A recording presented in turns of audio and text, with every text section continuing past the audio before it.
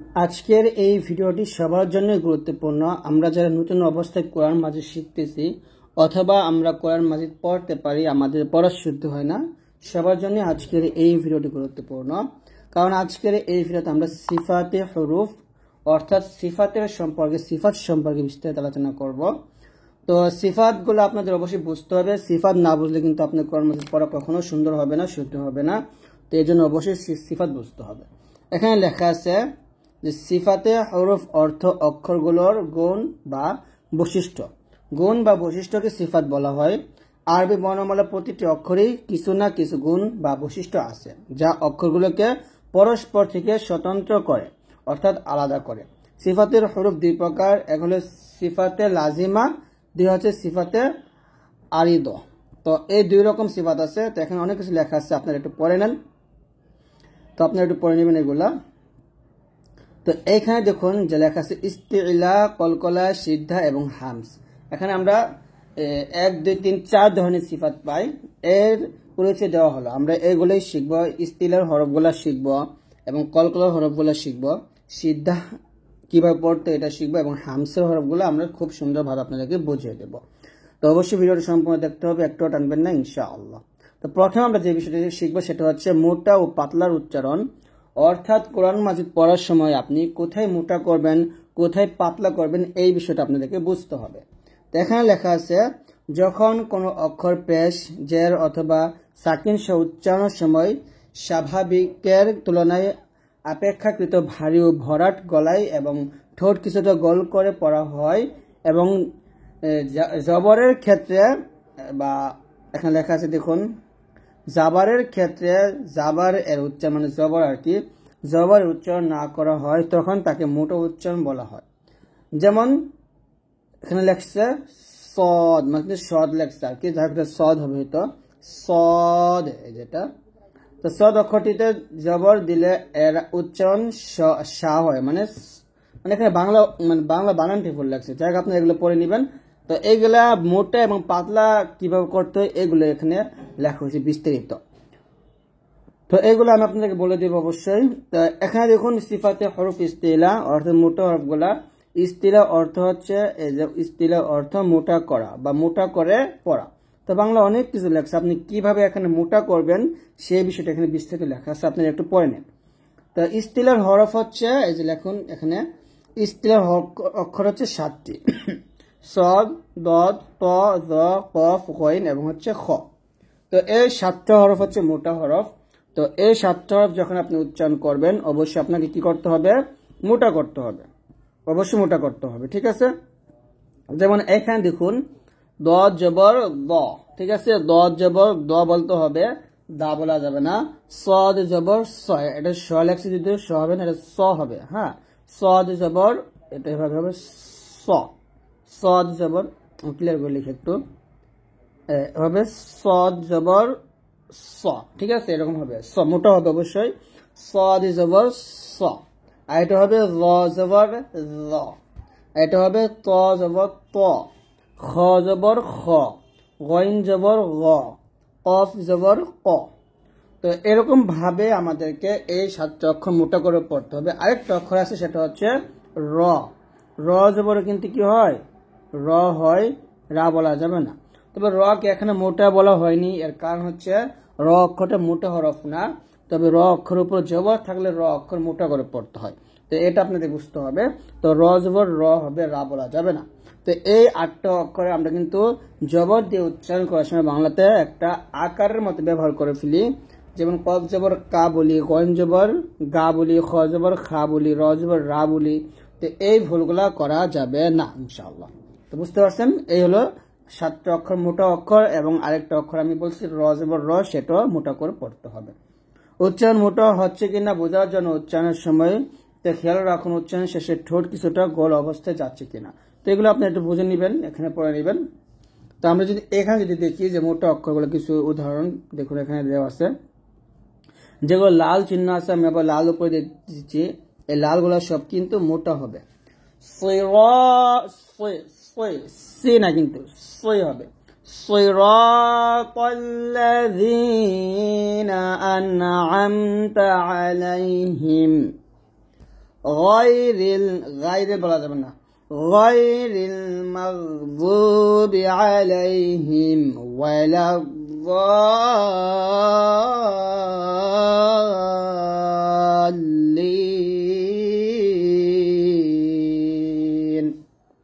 এখানে দেখুন উপরে এটা হলো ভুল উচ্চারণ, এটা উপরেরটা এটা হচ্ছে ভুল উচ্চারণ, আর নিচেটা হলো সঠিক উচ্চারণ। এখানে সিরাতাল্লাযী, তাল বলা যাবে না, তাল্লাযী বলা যাবে না, বলতে হবে তল্লাযী, ঠিক আছে, মোটা হবে, যে মোটা। তারপরে গায়রিল বলা যাবে না, বলতে হবে গায়রিল, এই যে গায়রিল বলা যাবে না, বলতে হবে গায়রিল, আর এটা বলতে হবে মাগ। তো এখানে গায়রিল মাগ বলতে হবে, আর এখানে গায়রিল বলা যাবে না, বলতে হবে গয়রিল, যেটা হলো মোটা, গয়রিল, ঠিক আছে। গয়রিল মাগদুবি আলাইহিম ওয়ালাদ, বলতে হবে দা, এটা ভুল, এটা ভুল, এই যে দ এটা কারেক্ট, ওয়ালাদ-দাল্লিন। তো এরকম ভাবে আপনারা মোটা অক্ষরগুলো উচ্চারণ করবেন। এখানে আছে র এর মোটা হওয়ার শর্ত। তো র কোথায় কোথায় মোটা হবে এই প্রত্যেকটা বিষয় এখানে দেওয়া আছে, যে র এর 4টি অবস্থায় আছে যেখানে মোটা করে পড়তে হবে। তো আমি আপনাদেরকে উদাহরণ নিয়ে যাব। র পাতলা উচ্চারণ পড়তে হয় যদি র এর জের থাকে, এবং যদি র সেকেন্ডের পূর্বের অক্ষরে জের থাকে, অর্থাৎ যে রর উপরে এরকম র নিচে জের থাকে, অথবা র সেকেন্ডের ডাইনে যদি জের থাকে, তাহলে সে রটা পাতলা করে পড়তে হয়, ঠিক আছে। তো আমরা উদাহরণ চলে যাই, তাহলে বুঝতে পারবো। এই যে লালগুলা হবে মোটা, এই যে এটা মোটা, আর এই যে এগুলো হচ্ছে পাতলা। وقال نوح رب لا تذر على الأرض من الكافرين ديارا। অর্থাৎ এই প্রত্যেকটা লালের যে চিহ্নগুলো মোটা, আর এই চিহ্নটা হলো এটা হলো পাতলা। অর্থাৎ র নিচে যে থাকলে পাতলা হয়, এবং জবর থাকলে র সেকেন্ড ডাইনে জবর থাকলে রটা মোটা করে পড়তে হয়, এটা আপনারা জানেন, এই নিয়ে আমি অনেক ভিডিও করছি। তো তারপরে হচ্ছে লাম এর মোটা হওয়ার শর্ত। তো লাম ও ঠিক একইভাবে, যখন লফজাল্লা লাম, এই যেটাকে বলে আল্লাহ শব্দের লাম, লাম এটা নিচে জের থাকবে, অর্থাৎ আল্লাহ শব্দের লাম এটা জের থাকলে পাতলা হবে, এবং জবর এবং পেশ থাকলে কি হবে, মোটা হবে। যেমন এটা হবে আলহামদুলিল্লাহ, পাতলা, আর এটা হবে আস্তাগফিরুল্লাহ, সুবহানাল্লাহি, এগুলো মোটা হবে। পেশ এবং জবর থাকলে মোটা, আর জের থাকলে পাতলা। তো আমরা যে উদাহরণ যাই, এখন দেখুন, ওয়ায়ুআল্লিমুকুমুল্লাহ, ল মোটা হবে, ওয়াল্লাহু বিকুল্লি শাইইন আলিম, ওয়াল্লাহ মোটা হবে, ঠিক আছে। তারপরে সিফাতুল হরফ কলকলা, আমরা এখানে এটা শিখব, যে কলকলা অর্থ হচ্ছে প্রতিধ্বনি সৃষ্টি করা বা প্রতিধ্বনি, অর্থাৎ একটা পাল্টা আওয়াজ করে কলকলাটা করতে হয়। আর কলকলার হরফ হচ্ছে 5টা, এই যে জিম, ত, কফ, দাল, বা, ত, কফ, দাল, জিম, ঠিক আছে, কফ, ত, বা, জিম, দাল, এরকম বলতে পারেন। তো এই 5টা হরফের উপরে যখন এরকম সাকিন চিহ্ন আসবে, 5টা হরফের উপরে এই যে সাকিন চিহ্ন এটাকে বলে, এরকম আসতে পারে। তো যখন আসবে তখন কি করতে হবে, কলকলা করতে হবে। কিভাবে কলকলা করবো এখানে এখানে বিস্তারিত দেওয়া আছে, আমি এত পড়বো না, আমি আপনাদেরকে উদাহরণটা দেখাই। যেমন এখানে লাল যে কলকলাটা আছে, এবং এই যে এরকম একটা কলকলা আছে, তো এই যে এগুলো প্রত্যেকটা কিন্তু কলকলা। যেমন ওয়ামা আদরাকা মাত-তারিক, কামাত-তারিক, রিক, আন-নাজমুস-সাকিব, নাজ, নুন জিম যাবে, নাজ, মুস-সাকিবু আছে, থামলে হবে তিবে। অর্থাৎ কলকলা হচ্ছে যে কলকলা হরফ 5টা হরফের উপর যখন সাকিন থাকবে তখন তো অবশ্যই কলকলা করতে হবে, এবং ওয়াকফের অবস্থায়, যে গোল চিহ্ন এটাকে ওয়াকফ বলে, এরকম ওয়াকফের অবস্থায় যদি কলকলা হরফ আসে আর সেখানে থামলে সেই জায়গাতে কিন্তু কলকলা করতে হবে। ওয়ামা আদরাকা মাত-তারিক, ওয়ামা আদরাকা মাত-তারিক, আন-নাজমুস-সাকিব, এরকম কলকলা করতে হবে, ঠিক আছে। এখন আছে না সিফাতে হরফ সিদ্ধা। তো এখানে দেখুন সিদ্ধা অর্থ শক্ত, অর্থাৎ শক্ত করে পড়া বা মজবুত করে পড়া। সিদ্ধার অক্ষর হলো 8টা, তা হচ্ছে বা, ত, কফ, দাল, জিম, তা এবং হচ্ছে কাফ। তো এই 8টি অক্ষর সবসময় শক্ত বা মজবুত ভাবে উচ্চারণ করতে হবে, ঠিক আছে। এখানে 5টি অক্ষরকে নীল চিহ্নিত করা হয়েছে, কারণ সেগুলো পূর্ববর্তী লেসন আমরা শিখছি, যে কারণে এখানে এগুলা করা আছে, কিন্তু কাফ এবং তা শিখি নাই, তো এগুলো আমরা শিখবো। তো এখানে লেখা আছে লাল চিহ্ন অক্ষর দুটি তা ও কাফ এর মধ্যে আরেকটি সিফাত হামস থাকে, যা না জানলে অক্ষর দুটি পূর্ণ সিফাত আদায় হবে না, অর্থাৎ কাফ এবং তা দুটো হামস হবে। তো আমরা উদাহরণ চলে যাই, যেমন এখানে দেখুন ইন্নাল্লাহা লা ইয়াখফা আলাইহি শাইউন ফিল আরদি ওয়ালা ফিস সামা। তো এখানে আমরা মাতে 4 টান দিব, 4 টান দিয়ে এই যে হামজাটাকে সাকিন করব।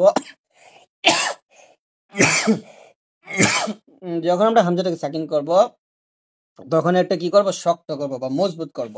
ওয়ালা ফিস সামা, এরকম ভাবে মজবুত করব। আর উদাহরণ দেখুন ফাইনাল জান্নাতা হিয়াল মাওয়া, মাওয়া এরকম ভাবে উচ্চারণ করতে হবে, ঠিক আছে। তবে সিফাতের হরফে হামস, আমরা হামস শিখব। হামসের হরফ হলো 10টা। আর হামস মানে হামস অর্থ হচ্ছে বাতাস যায় থাকা, অর্থাৎ বাতাস বের হবে হামস অর্থ, অর্থাৎ ফিস ফিস করা। হামস অর্থ হলো ফিস ফিস করা। আর হামসের হরফ 10টা। 10টা কি কি, এই যে এখানে দেখুন নিচে দেওয়া আছে 10টা হরফ, যে ফা, হা, সা, হা, শিন, খ, সদ, সিন, কাফ, তা, ঠিক আছে। তো এখানে এই কাফ এবং তাকে লাল করে দেওয়ার কারণ হচ্ছে যে এখানে বোঝানো হয়েছে ফা, হা, সা, হা, শিন, খ, সদ, সিন, এই 8টি হরফ যখন আপনি উচ্চারণ করবেন এটা অটো বাতাস বের হয়, এখানে বাতাস বের করার দরকার হয় না, আপনার অটোমেটিক্যালি বাতাসটা বের হয়ে যায়। কিন্তু কাফ এবং তার ক্ষেত্রে বাতাস বের হয় না, এই দুটা হরফ আমাদের বাতাস বের করতে হবে, যখন এই দুটো হরফের উপরে কি থাকবে, সাকিন থাকবে। আর এই 8টি হরফ সাকিন থাকুক যাই থাকুক সবসময় বাতাস বের হবে। আর কাফ তাতে শুধু সাকিন থাকলে বাতাস বের করে পড়তে হবে, এই জন্য কাফ তাটা লাল করা হয়েছে, ঠিক আছে।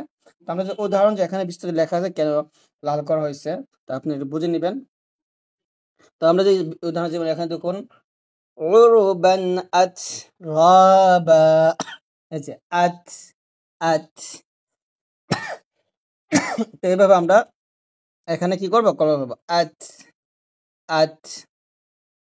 তো যাই হোক উরুবান আতরাবা ওয়ালা তামনুন তাস্তাকফির, এই যে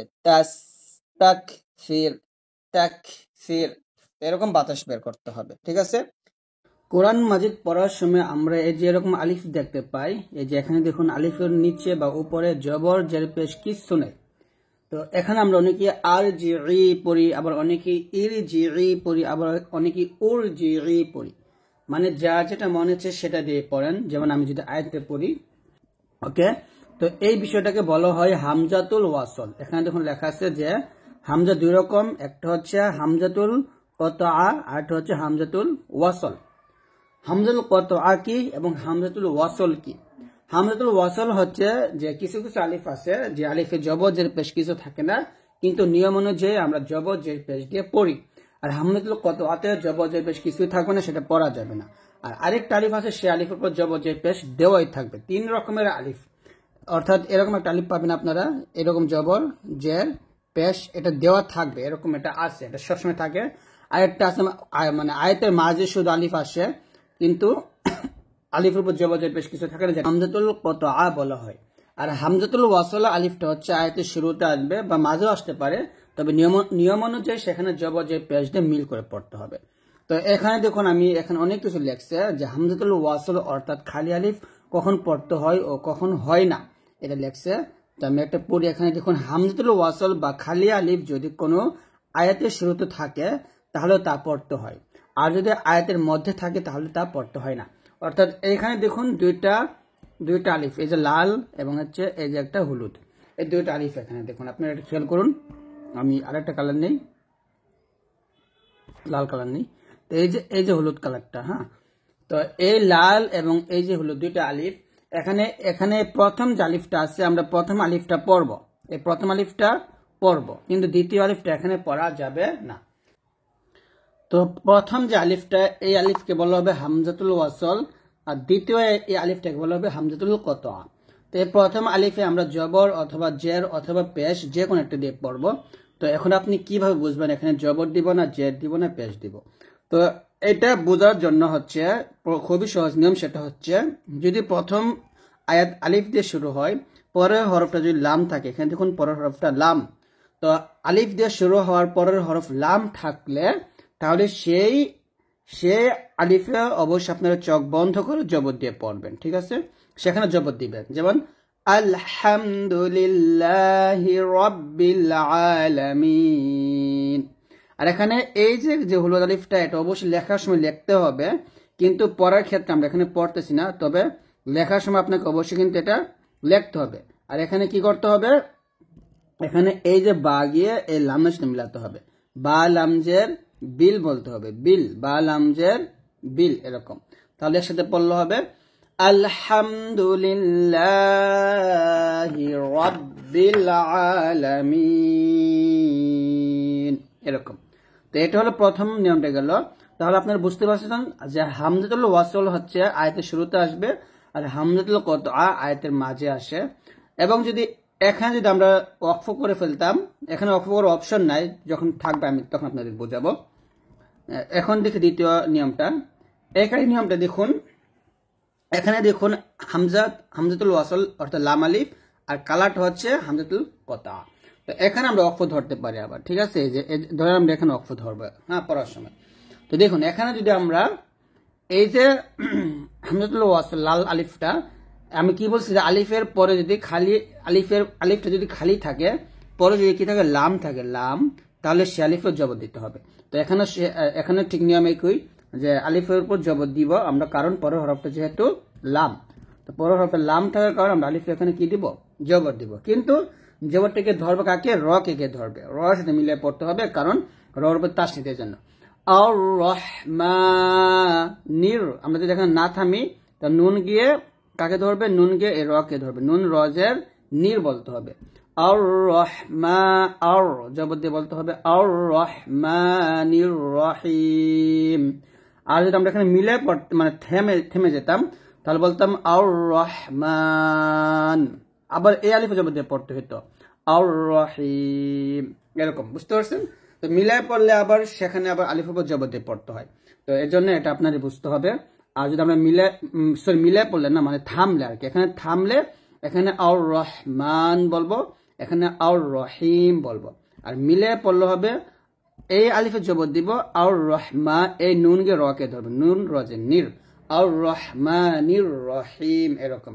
তো এটা আপনার বুঝতেই পারছেন। তো এখানে মূল বিষয় হচ্ছে যে আলিফের পরে যদি লাম থাকে তাহলে সে আলিফের জবর দিতে হবে। আলিফের উপরে জবর দেওয়ার পর কাকে ধরলো সেটা বিষয় না, এখানে লাম আসছে, বেশ আমি আলিফ উপর জবর দিয়ে দিব, এবং রর উপর যেহেতু তাসদীদ আমি রকে ধরবো। প্রথমে আয়াত আমরা দেখছি যে আলিফ উপর জবর এসে লাম কি ধরছে, আর এখানে আমরা দেখতেছি আলিফ উপরে জবর দিয়ে আমরা রকে ধরতেছি, কারণ যেহেতু লামটা খালি, এখানে লাম পড়া যাবে না, তবে লামটা অবশ্যই লেখার সময় লিখতে হয়। তো এই একটা নিয়ম গেল। তো এই নিয়মটা দেখুন, এখানে দেখুন যে আলিফের উপর জবরের কিছু নাই, কিন্তু পরের হরফে কিন্তু র আসছে, মানে লাম বাদে অন্য হরফ আসছে। তো এখানে কিন্তু আবার জবর দিয়ে পড়া যাবে না, হয় জের হবে অথবা পেশ হবে। তো এখানে কি হবে সেটা আমাদের বুঝতে হবে। এখানে এটা বোঝার জন্য আপনাদেরকে তৃতীয় হরফ দেখতে হবে। এখানে তৃতীয় হরফ কোনটা, আলিফটা হচ্ছে প্রথম হরফ, ওয়াউটা হচ্ছে দ্বিতীয় হরফ, আর জিমটা হচ্ছে তৃতীয় হরফ। তাহলে তৃতীয় হরফ কোনটা, জিম, জিমটা হলো তৃতীয় হরফ। তো তৃতীয় হরফ দেখতে হবে। তৃতীয় হরফে যদি জবর, হ্যাঁ দেখেন তৃতীয় হরফ জিমটা, হ্যাঁ, জিমের উপর জবর অথবা জের থাকলে আলিফ নিচে জের দিতে হবে। জিমের উপরে জবর অথবা জের থাকলে, আমি কালাতে লিখি যে জিমের উপর যদি জবর থাকে, সাদা হয়ে গেছে, জিমের উপর জবর থাকলে এবং জিমের নিচে জের থাকলে তাহলে আলিফ নিচে কি দিতে হবে, জের দিতে হবে। এটা আপনার ভালো করে বুঝে নেবেন।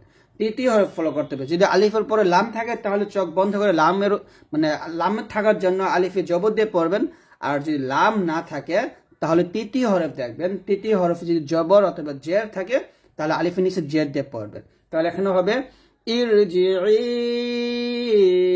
ইলা রাব্বিকি রাদিয়াতাম মারদিয়াহ, এরকম।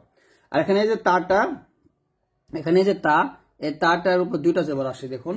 তো যাই হোক, তার উপর জবর জের পেশ বা দুই জে দুই পেশ দুই জবর যাই আসুক, সেটা কিন্তু অক্ষ ধরার সময় হা সাকিন হয়ে যায়, এরকম হা সাকিন হয়ে যাবে, ইয়া হাজবর ইয়া, এরকম। তাহলে একসাথে পড়লে হবে ইরজিই ইলা রাব্বিকি রাদিয়াতাম মারদিয়াহ।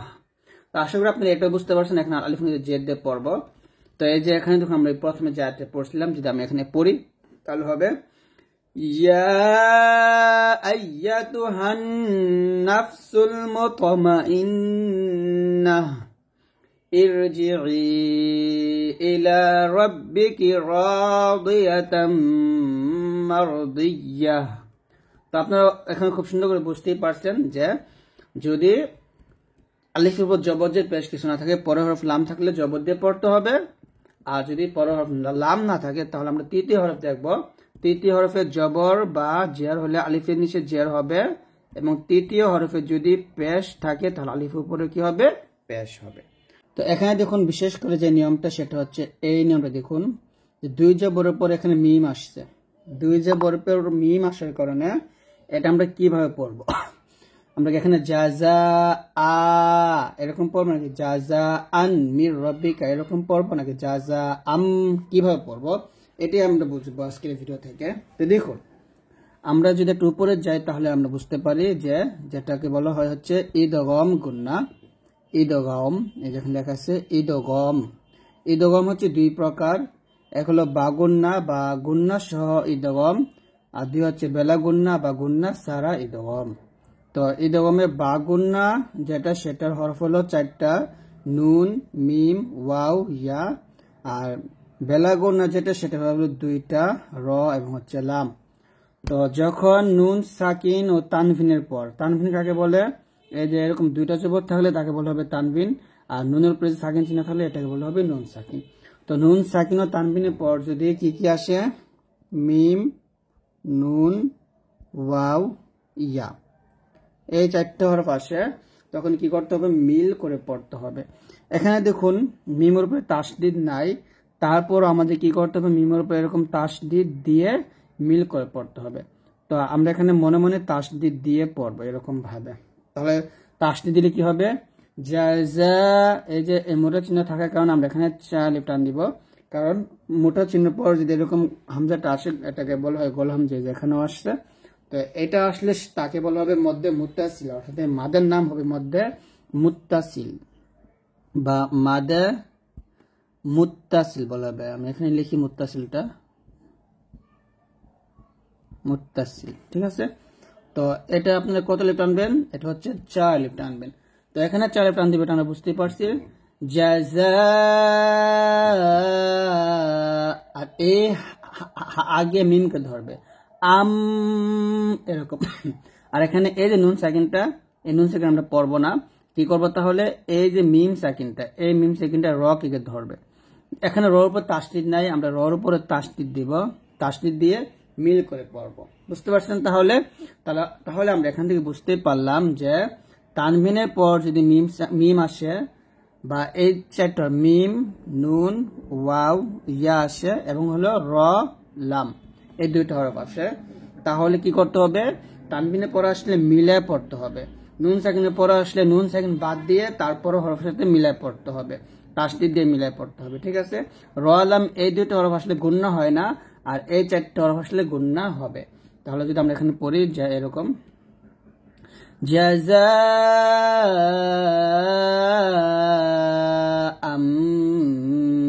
মির রাব্বিকা আতাআন হিসাবান। তো এখানে দিছে হিসাবান, বা দুই জবর বান দিছে। তো কোরআন মাজিদের মধ্যে যদি আপনারা এরকম পান যে আয়াতের শেষের অক্ষরে দুইটা জবর আসছে, এই যে দুইটা জবর, তো দুইটা জবর আসলে সেখানে আমরা একটা জবর বাদ দিয়ে দিব, আরেকটা জবর স্থানে রেখে আমরা 1 লিপ পরিমাণ টেনে পড়ব। তো এখানে এটা হলো ভুল উচ্চারণটা, এই যে নিচে দিছে ভুল উচ্চারণ, এরকম হবে না। জাজা আন মিন হবে না, শুধু উচ্চারণটা যেখানে দিছে বাংলা লিখে দিছে জাজা আম মির রাব্বিকা, যেখানে দেখুন আবার তাসদিদ ঠিক দিয়ে দিছে। তো আপনারা কোরআন মাজিদের মধ্যে এরকম তাসদিদ পাইতেও পারেন আবার নাও পাইতে পারেন। তো যাই হোক ওটা বিষয়টা হচ্ছে যে তানবিনের পর মিম নুন ওয়াও ইয়া আসলে এবং র আলাম আসলে আমাদের মিলায় পড়তে হবে। মিম নুন ওয়াও ইয়া আসলে গুণনা করতে হবে আর র আলামটা আসলে গুণনা ছাড়া পড়তে হবে। এটাই হচ্ছে আসল বিষয়। তাহলে যদি পড়ি, আমি আবার পড়ি, জাযাআম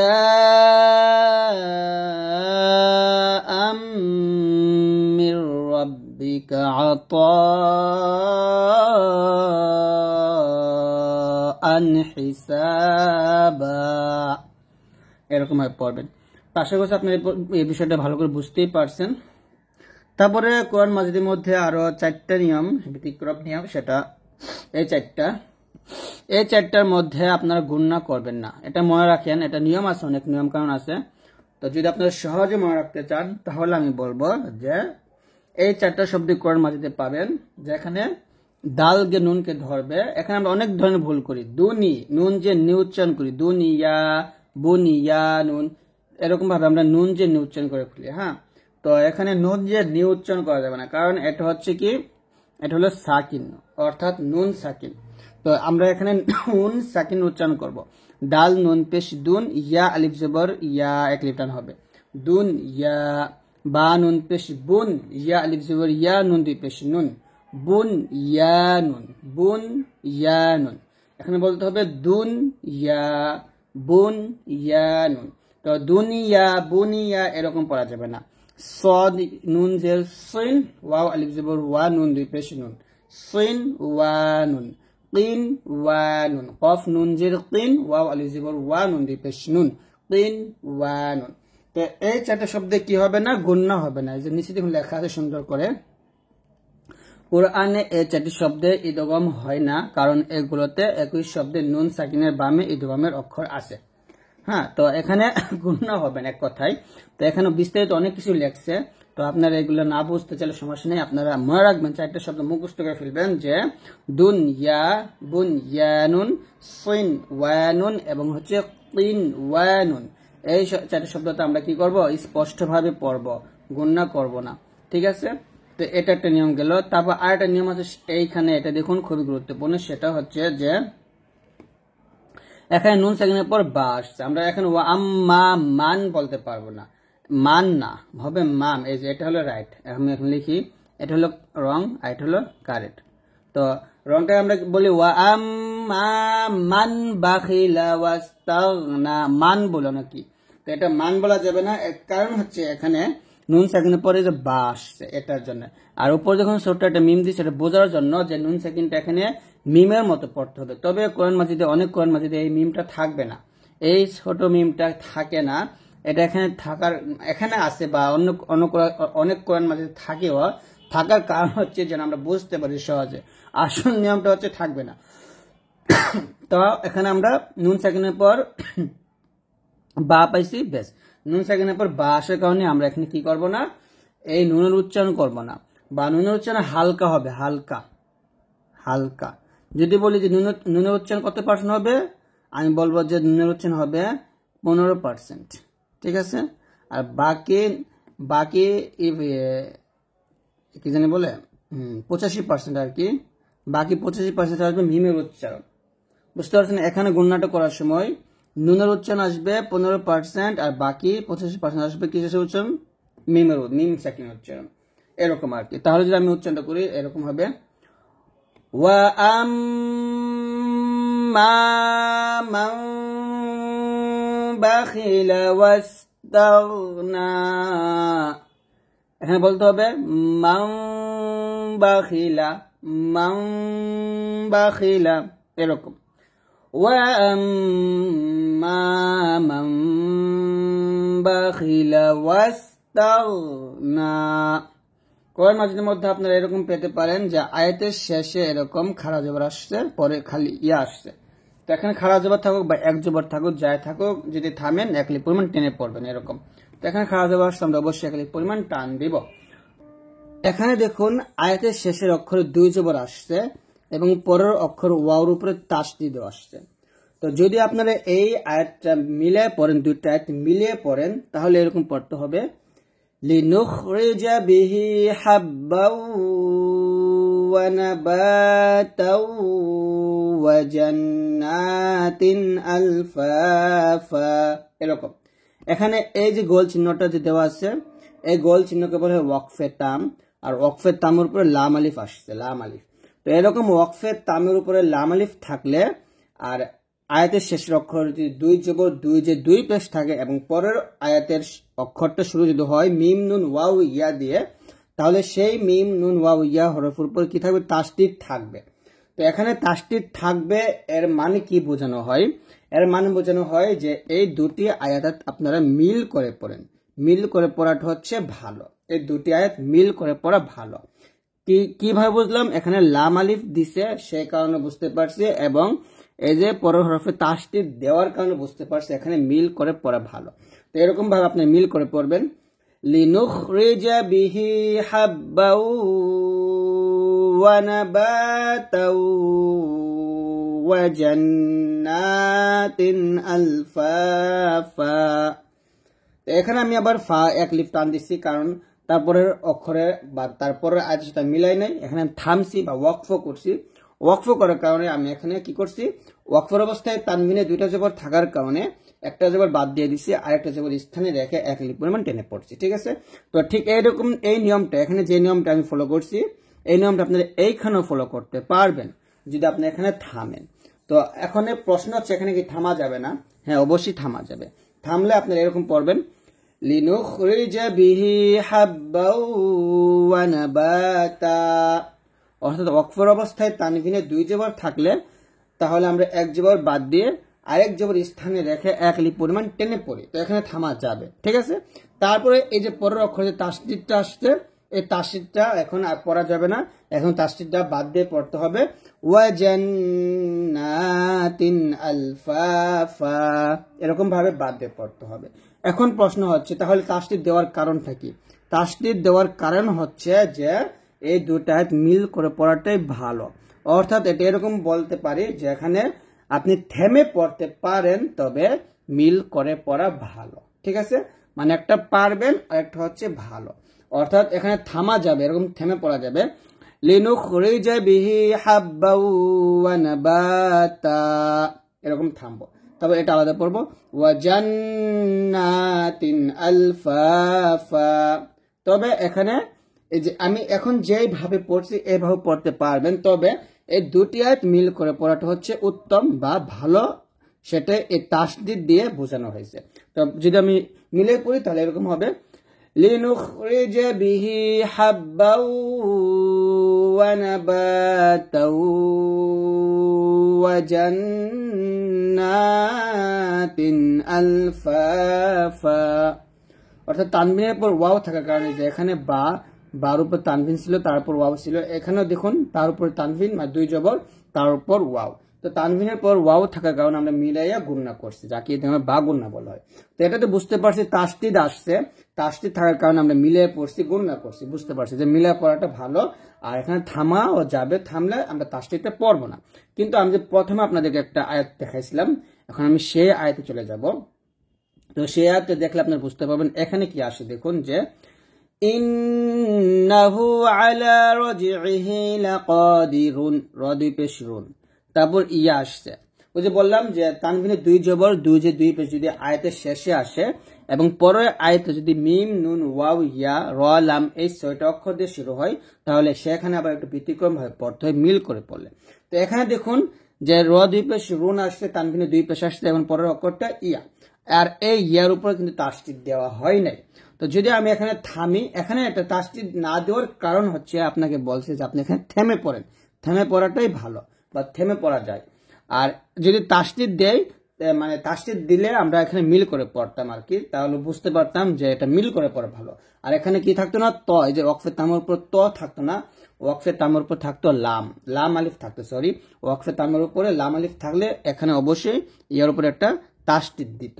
তো এখানে কিন্তু লাম আলিফ নাই, ওয়াকফে তামের উপরে ত থাকার কারণে এখানে ইয়ার উপরে তাসদিদ দেয় নাই। তার মানে আমরা বুঝতেই পারছি এখানে আমরা থামবো, থামা পড়াটাই ভালো। তো থামলো হবে ইন্নাহু আলা রাজিহি লাকাদির, রটা কি হয়ে যাবে, সাকিন হয়ে যাবে। কারণ আমরা শিখছি ওয়াকফের অবস্থায় যদি 2 জের এবং 2 পেশ আসে তাহলে সেই অক্ষরটা সাকিন হয়ে যায় যদি ওয়াকফ ধরা হয়। তো এখানে ওয়াকফ ধরলে হবে লাকাদির হবে।